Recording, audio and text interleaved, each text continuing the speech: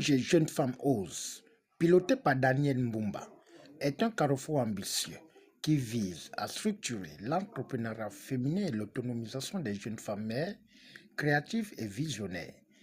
A été en ligne de mire pour un nouveau chapitre intergénérationnel le samedi 11 juillet 2026 à la salle de conférence du ministère de la Jeunesse et des Sports, du rayonnement culturel et des arts. Nous voulons parler de la femme, nous voulons parler de la femme gabonaise. À côté de ça, nous voulons derrière équiper ces jeunes filles, nous voulons les instruire, nous voulons j'aime utiliser l'expression les recharger. Parce qu'il y a tellement de choses à faire, il y a du boulot. Je vais en parler encore avec ma maman tout à l'heure, maman Benga, qui me disait que le travail est énorme. Le travail est énorme. Et ce n'est pas une conférence qui fera tout le boulot, nous sommes d'accord. Mais quelqu'un a dit petit à petit, si nous persévérons dans le même esprit, nous gardons, n'est-ce pas, la même fougue, nous persévérons dans les actions que nous faisons. Je crois que progressivement, un changement viendra. Nous voulons parler de la jeune femme et je profite ici, c'est peut-être les quelques minutes que j'ai, caravane que nous avons eu hier avec l'équipe dans la zone de Nzayon. Cette caravane, nous avons rencontré pas mal de cas, des situations des jeunes femmes qui sont dans le besoin, qui ont besoin d'être boostées, qui ont besoin d'être soutenues. Mais aussi, nous voulons changer de mentalité parce que c'est ça la base, c'est ça la source. Oui, tu as besoin d'être soutenu, tu as besoin d'un coup de boost, tu as besoin que nous puissions, n'est-ce pas, regarder ta situation. Mais si toi-même, au-dedans de toi, tu n'es pas changé, si ta mentalité n'est pas touchée, si ta mentalité n'est pas transformée, si tu ne prends pas des résolutions, rien ne va changer. Peu importe les milliards qu'on peut mettre devant toi, rien ne va changer. C'est en ce sens que nous mettons en place ce genre de conférence où nous faisons appel à nos mamans qui sont là. J'aimerais que nous puissions les ovationner, s'il vous plaît. Après la présentation des enjeux et l'importance de la dynamique de l'événement par l'initiative Daniel Mbumba, le tour est revenu au panel de marteler l'engagement, la structuration et le positionnement véritable qu'offre l'opportunité de cette rencontre de partage d'expériences et conseils pour la matérialisation du programme Investi pour elle, IPEL. Remercier les organisateurs de m'avoir donné cette opportunité et surtout de les féliciter pour cette initiative. Donc, dans le panel, il était question de faire ressortir les défis auxquels sont confrontées les femmes aujourd'hui par rapport à leur participation à la vie du pays en termes de développement. Et j'ai tout simplement partagé mon expérience. Je ne sais pas si vous connaissez le contexte dans lequel vous êtes. Je suis gabonaise. Je ne sais pas si vous savez ce que c'est être gabonaise. Je suis fière d'être gabonaise. Parce que la gabonaise, cette femme-là, c'est elle qui a inventé tous les initiatives de ce pays. Donc la spiritualité gabonaise, elle est féminine.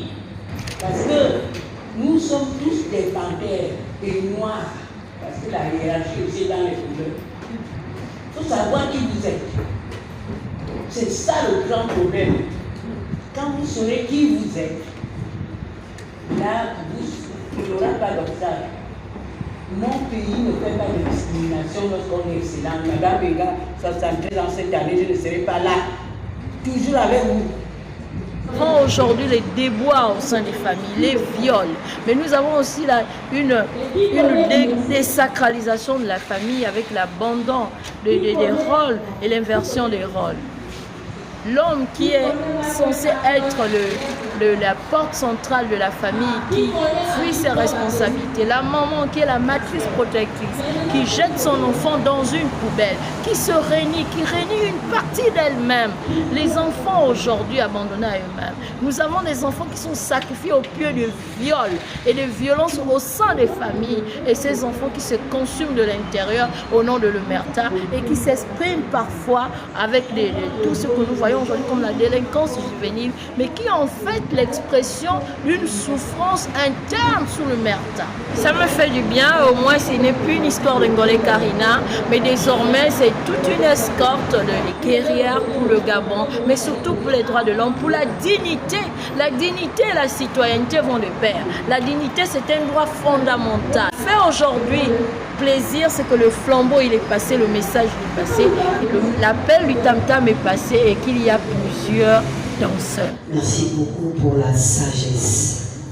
Merci beaucoup pour tout ce que tu transmets à la femme et à une femme.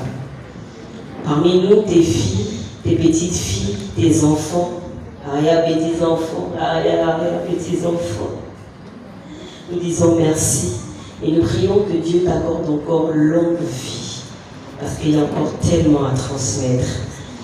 Ta fille a prévu ce petit tableau et dire merci.